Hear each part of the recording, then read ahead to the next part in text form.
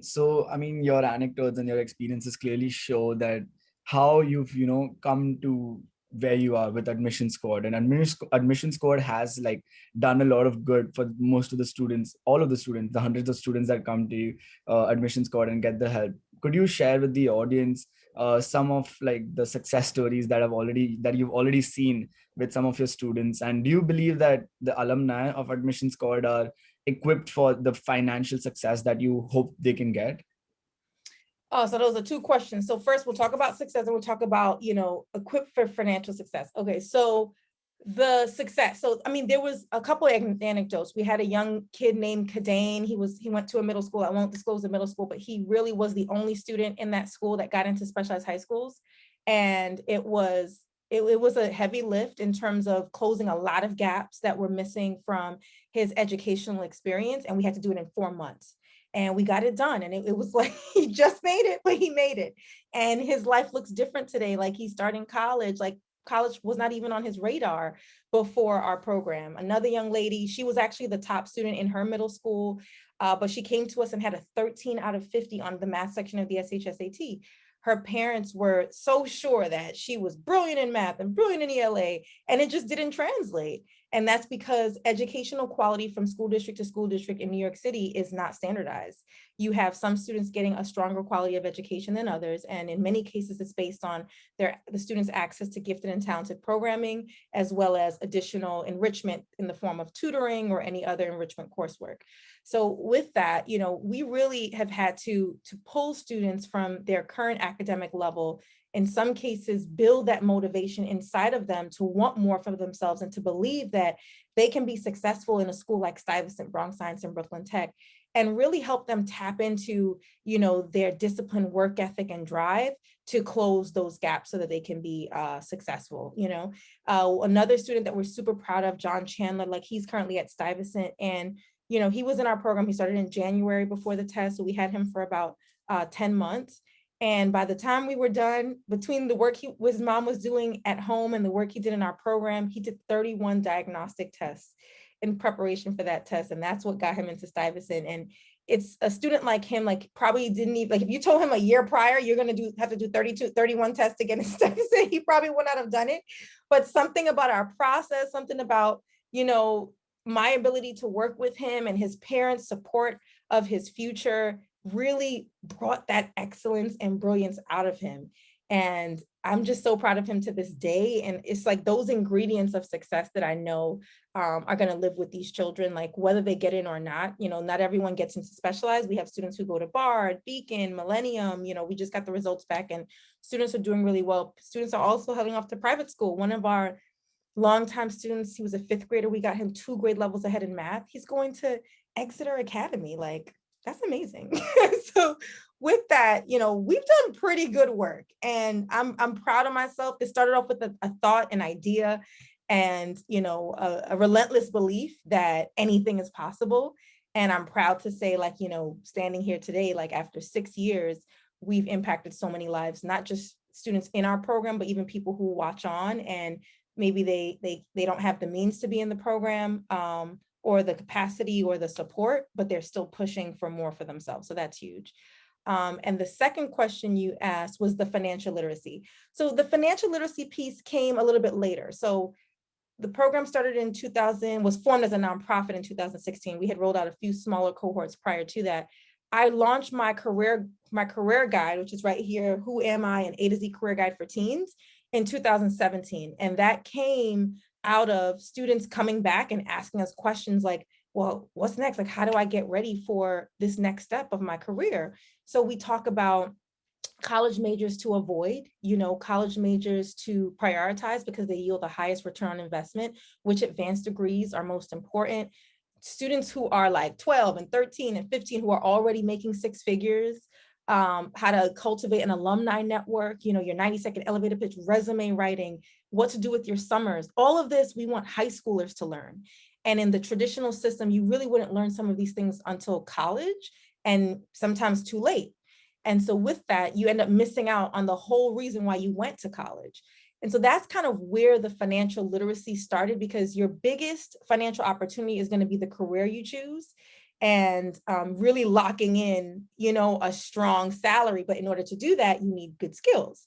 And so we talk about in the book, you know, which skills are the most valuable and in demand that you need to spend time putting in your 10,000 hours, you know, because that time will go by and then you're like 29, 30 and you're like, I'm still not earning what I want to earn. What am I going to do? But now you have rent, you have student loans, you have, you know, maybe a child, maybe, you know, and so you don't have the same flexibility and adaptability to be able to shift to something different. So that's kind of where it started. So I do, like, we've sold thousands of copies of this book. So I know that the message is resonating, and it's sparked a lot of conversations at home between parent and child around, okay, like, now what really is college? Are we going to college to find ourselves, or are we going to college because we want the college to serve us and we want the college to be able to fulfill a part of this vision that I have for myself? And that's what I would prefer. You know, you're not just going to college, spending $100,000 and like, you still don't really know what you want to do.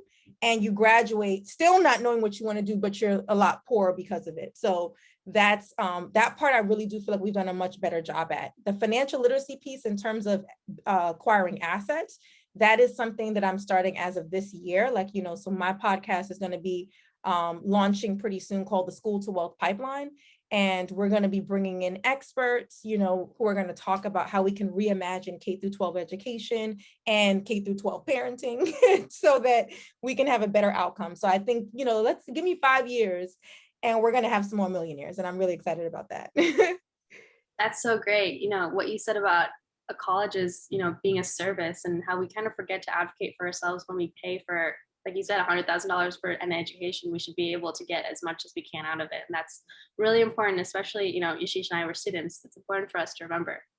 And that kind of brings me to my last question. Yashish and I actually had the privilege of working with Miss Abrams over this past semester on a funding project through EmpowerED. And one of the things you mentioned to us, Miss Abrams, was that you really hope to expand AdmissionSquad further in the next few years. And I was wondering if you could tell our listeners just a little sneak peek about what you have in store. Sure. So AdmissionSquad right now, we predominantly support middle school to high school transition. So we want to help students who are highly motivated be able to navigate that high school admissions process with ease and place into the specialized high schools and the elite screen programs. We're doing a pretty good job at that. We want to continue to scale that part of the business so that we can support at least 1,000 students per year on this very important journey. On every year, there's about 80,000 students who matriculate into high school. So if we could serve 1,000 of those students in our target demographic, we would feel pretty accomplished. The next initiative that we talked about in our time together was a counseling network, because we recognize that when students head off into high school, they are still lost. You know, just because we got them in doesn't mean that they're going to have a successful, easy transition into these elite high schools. So we wanted to mobilize our alumni network to really match up and pair up with students who have made that leap and have put in the work to secure a seat, but now they need the additional support. So that's one component that we hope to build. And the last piece is we want to actually expand backwards. This one is probably going to take a little bit more time to work through, but we recognize that solving this problem is going to require us to support 3rd through 5th graders. And why that's important is because you have schools like Hunter College High School that accept students for 7th grade entry, and it's based on the child's 5th grade performance, and they have to pretty much be like 1% of the entire city. So we cannot tell you, and like, we can't just find you in 5th grade and tell you like, hey, make sure you do well in your state exams. We have to start from 3rd grade, which is the first testing year here in New York City. And so with that, if we build out a 3rd through 5th grade preparation program, which is basically middle school admissions, you know, to an extent, and we get those students consistently scoring double 4s, we would solve a huge pipeline, and we would also expand the pool of talent that we can pull from for our high school admissions component. So that would be the next step in our growth goals. We feel like there's plenty of college admissions companies out there, so that's not necessarily something we want to venture into right away. I just think there's a lot of folks already doing that work. So a lot of what we do is really figuring out where the gaps are and then finding ways to aggregate resources to fill it. Absolutely. This was really great. Thank you so much, Ms. Abrams, for taking the time out of your day to speak with us and share your insights to the Empowered community. To our audience, be sure to check out Admission Squad on the website and also your podcast. We'll be sure to link it to. Oh, thank you so much. Coming soon. I have the first episode done, but we have to get some more work done on it. So. I'm really excited to listen to it. And to the audience, we wanted to thank you for listening to this episode, and we'll see you later. Bye-bye. Bye, everyone.